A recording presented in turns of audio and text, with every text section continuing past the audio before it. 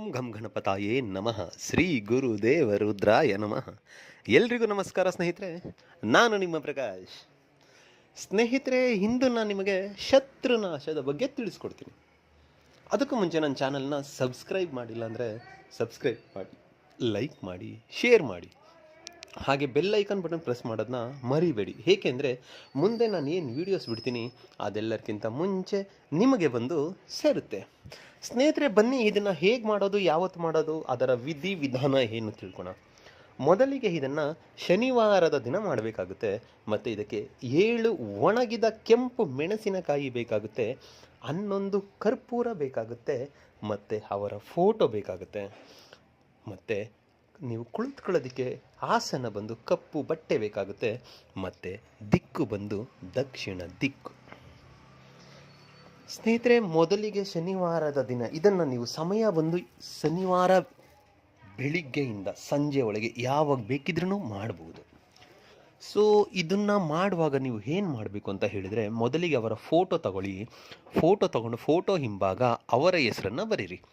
ಅಂದರೆ ನಿಮಗೆ ಯಾರು ಶತ್ರು ಇದ್ದಾರೋ, ಯಾವ ಶತ್ರು ನಾಶ ಆಗಬೇಕು ಅಂತ ಅಂದ್ಕೊಂಡಿದ್ದೀರೋ, ಯಾವ ಶತ್ರು ನಿಮ್ಮ ಜೀವನದಲ್ಲಿ ಬಂದು ನಿಮ್ಮ ಜೀವನ ಹಾಳು ಮಾಡಿದಾರೋ, ನಿಮಗೆ ತುಂಬ ಸಮಸ್ಯೆ ಕೊಟ್ಟಿದ್ದಾರೋ, ಆ ಸಮಸ್ಯೆಗಳನ್ನ ನೀವು ಎದುರಿಸ್ತಾ ಇದ್ದರೆ ಅಂಥವರ ಫೋಟೋ ಕಲೆಕ್ಟ್ ಮಾಡಿಕೊಂಡು ಆ ಫೋಟೋ ಹಿಂಭಾಗದಲ್ಲಿ ಅವರ ಹೆಸರನ್ನು ಬರೀರಿ. ಅವರ ಹೆಸರನ್ನು ಬರೆದು ಆದ ಮೇಲೆ ಅದರ ಕೆಳಗಡೆ ನಾಶಂ ಅಂತ ಬರೀರಿ. ಬರೆದು ನೀವು ದಕ್ಷಿಣ ದಿಕ್ಕಿಗೆ ಮುಖ ಮಾಡಿ ಕುಳಿತುಕೊಳ್ಳಿ, ಕೆಳಗಡೆ ಕಪ್ಪು ಬಟ್ಟೆ ಆಸನ ಮಾಡಿಕೊಂಡು.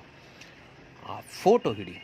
ಆ ಫೋಟೋ ಸುತ್ತ ಆ ಒಣಗಿದ ಕೆಂಪು ಮೆಣಸಿನಕಾಯಿ ಏನಿದೆಯೋ 7 ಆ ಮೆಣಸಿನಕಾಯಿ ಹಿಡಿ, ಮತ್ತು 11 ಕರ್ಪೂರ ಹಿಟ್ಟು ಆ ಫೋಟೋವನ್ನೇ ನೋಡ್ತಾ ಅವರನ್ನು ಮನಸ್ಸಿನಲ್ಲಿ ನೆನೆಸ್ಕೊಳ್ತಾ, ನಿಮ್ಮ ಕಣ್ಣು ಮುಂದೆ ಅವ್ರು ಬರಬೇಕು, ಆ ಥರ ಮನಸ್ಸಿನಲ್ಲಿ ನೆನೆಸ್ಕೊಳ್ತಾ ನಾನಿವಾಗ ಏನು ಮಂತ್ರ ಕೊಡ್ತೀನೋ ಈ ಮಂತ್ರನ ನೀವು 521 ಸಾರಿ ಪಠನೆ ಮಾಡೋದಿರುತ್ತೆ.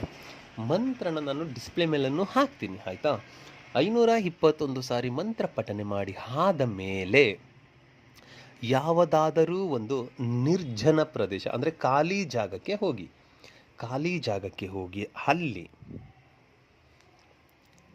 ಮೊದಲಿಗೆ ಅದು ಮೆಣಸಿನಕಾಯಿ ಏನಿದೆಯೋ ಆ ಮೆಣಸಿನಕಾಯಿಯನ್ನು ಕೆಳಗಡೆ ಸುತ್ತ 7 ಇಟ್ಟು ಅದರ ಮೇಲೆ ಫೋಟೋವನ್ನು ಇಡಿ, ಅವರ ಫೋಟೋ, ಮತ್ತು ಸುತ್ತ ಕರ್ಪೂರ ಇಟ್ಟು ಅದನ್ನು ಬೆಂಕಿ ಹಚ್ಚಿ. ಅದು ಬೆಂಕಿ ಹೇಗೆ ಹಚ್ಚಬೇಕು ಅಂದರೆ ಫೋಟೋ ಪೂರ್ತಿ ಅದರಲ್ಲಿ ಸುಟ್ಟು ಹೋಗಬೇಕು.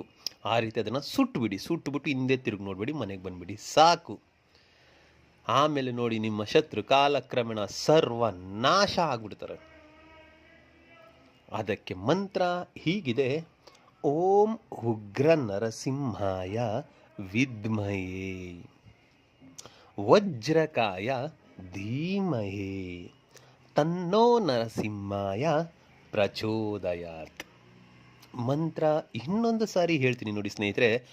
ಓಂ ಉಗ್ರ ನರಸಿಂಹಾಯ ವಿದ್ಮಹೇ ವಜ್ರಕಾಯ ಧೀಮಹೇ ತನ್ನೋ ನರಸಿಂಹಾಯ ಪ್ರಚೋದಯಾತ್.